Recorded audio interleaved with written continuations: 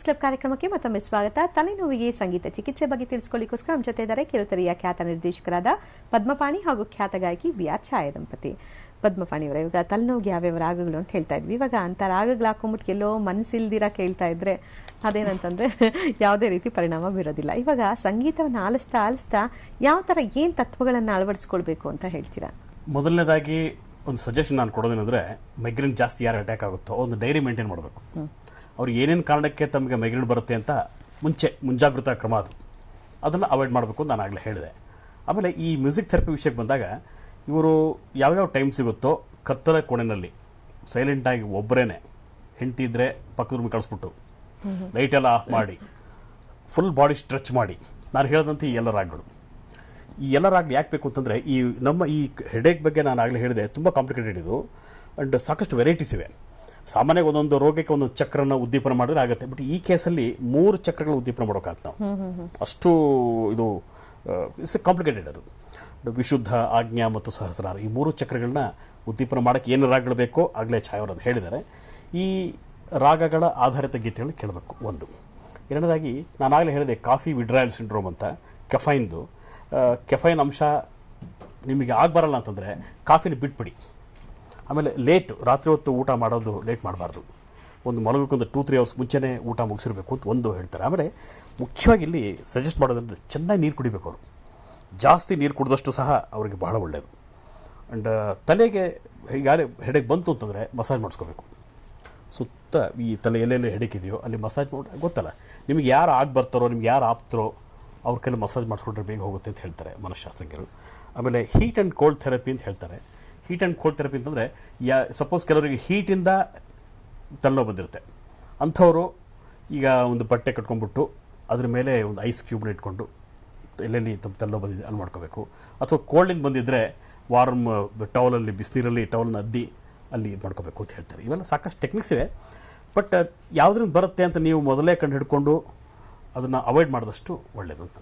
Okay, ಈ ಥರ simple ಟೆಕ್ನಿಕ್ಸ್ನ ಅಳವಡಿಸ್ಕೋಬೇಕು ಅಂತ ಹೇಳ್ತೀರಾ. ಇನ್ನು ಕೊನೆಯದಾಗಿ ಯಾವ ರಾಗ ಹಾಡ್ತಾ ಇದ್ದೀರಾ? ಒಂದು ಹಳೆಯ ಹಿಂದಿ ಚಿತ್ರಗೀತೆ ಹಾಡ್ತಾ ಇದ್ದೀನಿ. ಇದು ಮಧ್ಯಮಾವತಿ, ನಮ್ಮ ಕರ್ನಾಟಕ ಸಂಗೀತದಲ್ಲಿ ಮಧ್ಯಮಾವತಿಗೆ ಸ್ವಲ್ಪ ಹತ್ತತ್ರ ಬರುತ್ತೆ. ಹಿಂದೂಸ್ತಾನಲ್ಲಿ ಮೇಘ ರಾಗ ಅಂತ ಹೇಳ್ತಾರೆ. ಅದು ಒಂದು ಹಾಡನ್ನು ಹಾಡ್ತಾರೆ. अखियों के झरोखों से मैंने देखा जो सावरे, अखियों के झरोखों से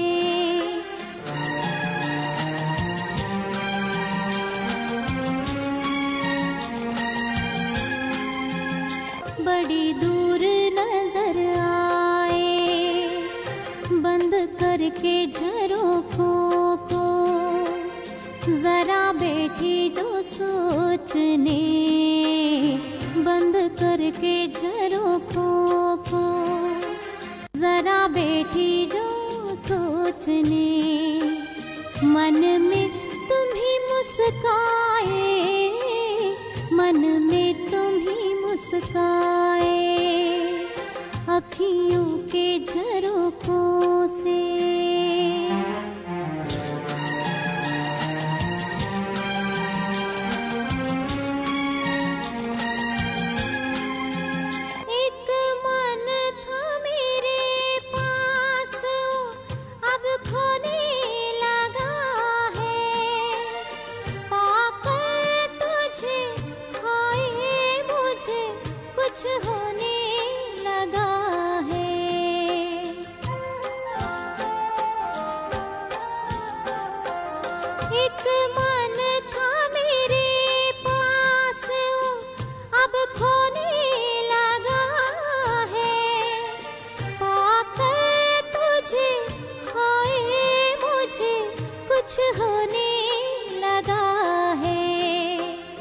एक तेरे भरोसे पे सब बैठी हूँ भूल के, एक तेरे भरोसे पे सब बैठी हूँ भूल के, यूं ही उम्र गुजर जाए, तेरे साथ गुजर जाए, अखियों के झरोखों से।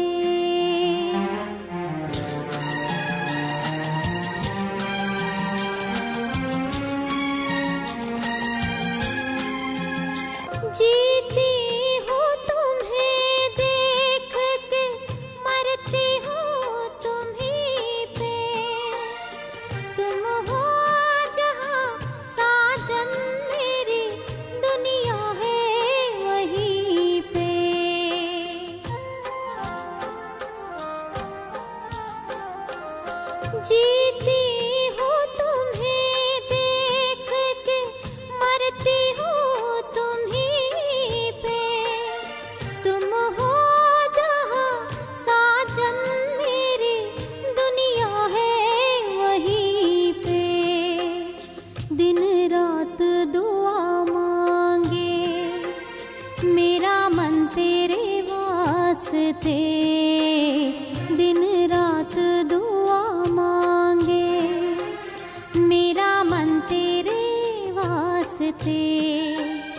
कभी अपनी उम्मीदों का कोई फूल न मुरझाए, अखियों के झरोखों से।